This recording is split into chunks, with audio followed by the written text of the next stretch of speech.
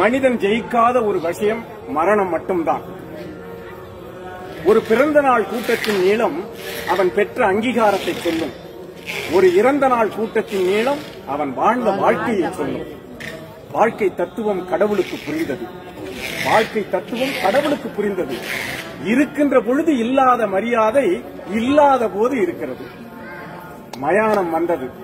மயானம் வந்தது, நல்லா கவனிங்க. நேற்றைய சவத்தை நாளைய சவங்கள் சுமந்து சென்றன.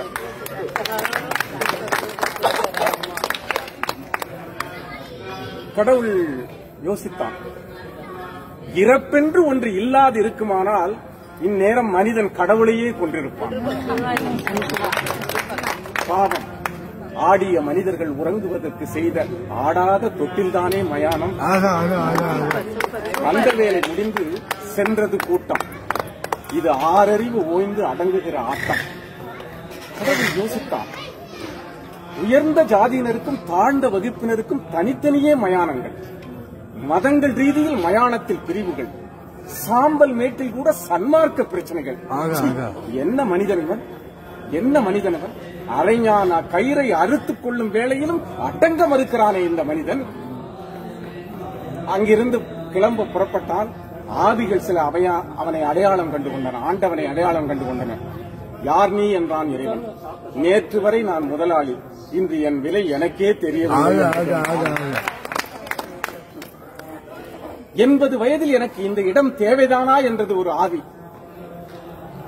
ஆண்டவன் சொன்னால், எத்தனை காலம் வாழ்கிறாய் என்பதில் அல்ல வாழ்க்கை, எப்படி வாழ்ந்தாய் என்பதில் தான் இருக்கிறது என்று சொன்னார். இறைவா, இங்கு என்னை ஏன் படைத்தாய், இந்த சிறைக்குள்ளே அடைத்தாய் என்று கேட்டது ஒரு ஆவி. அவனுக்கும் பதில் சொன்னான் ஒரு ஆவி, அரசியல் ஆவி. ஆண்டவா, இங்கு இடைத்தேர்தலே வராதா என்றது. இன்னும் நீ திருந்தவே இல்லையா என்றான். ஒரே அழுகை சத்தம். இதுதான் எங்களுக்கு முக்கியமான, நமக்கு தேவையான கவிதை.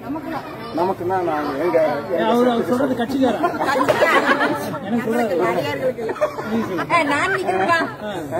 ஒரே அழுகை சத்தம். பெண்ணாக பிறந்தது போதுமடா சாமி என்றது ஒரு ஆவி. ஆண்டவன் அருகில் வந்து காதோறும் சொன்னான், ஆணாக பிறந்து பார், அதை விட கஷ்டம்.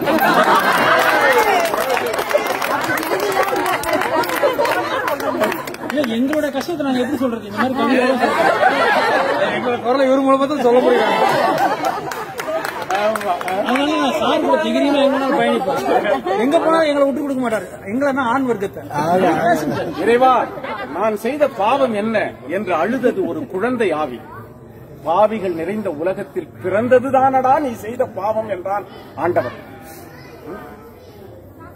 சரி, நல்லவர்களை எல்லாம் சீக்கிரம் அழைத்துக் கொள்ளுகிறாய், கெட்டவர்களை நீண்ட நாள் வாழ வைக்கிறாயே, இது என்ன உன்னுடைய நீதி என்றான். நல்லவர்களை விட்டு வைத்தால் அவர்களும் கெட்டவர்களாகிவிட்டார்கள். மலர் படைத்தாய், மனம் படைத்தாய், மலர் படைத்தாய், மனம் படைத்தாய், பின்பு ஏன் இந்த உலகத்தில் மதம் படைத்தாய் என்று கேட்டது ஒரு ஆவி. ஆண்டவனுக்கும் அடிசெருக்கும் என்றான். ஆண்டவனுக்கும் அடிசெருக்கும் என்றான். ஒரே சிரிப்பு சத்தம். நல்ல வேளை, தற்கொலை செய்து கொண்டது நல்லதாய் போயிட்டு. உலகம் ரொம்ப மோசமடா சாமி என்றது அந்த ஆவி. கோழைகளோடு நான் பேசுவதில்லை என்றான் கடவுள். அது சரி, எல்லா உயிர்களும் பிறக்கின்றன, இறக்கின்றன, உனக்கு மட்டும் சாவே கிடையாதா என்றது ஒரு ஆவி. யார் சொன்னது? எனக்கும் மரணம் உண்டு, எனக்கும் மரணம் உண்டு. மடலைகள் சிரிக்கும் பொழுது நான் பிறக்கிறேன், மனிதர்கள் இதுபோல செய்யும் பொழுதெல்லாம் நான் ஒவ்வொரு கணமும் இறக்கிறேன் என்றான். ஆவிகளோடு பேசியதில் 1000 அர்த்தங்களை கண்டுகொண்ட ஆண்டவன் அங்கிருந்து மனிதர்கள் என்ற போர்வையில் நடமாடுகின்ற விலங்குகளிடமிருந்து விடைபெற்று சென்றான். இதுதான் அந்த கவிதையினுடைய சாரம். இது எதுக்காக சொல்றீங்கன்னா, மடலைகள் சிரிக்கும் பொழுது நான் பிறக்கிறேன் என்று சொன்னான். மடலை என்ன செய்யும்? ஓடி வந்து எல்லோருடைய கால்களையும் பிடித்துக் கொள்ளும். எங்கள் கால்களை நேற்று வரை தொட்ட மழலைகளாகிய உங்களை நான் வாழ்த்துகிறேன்.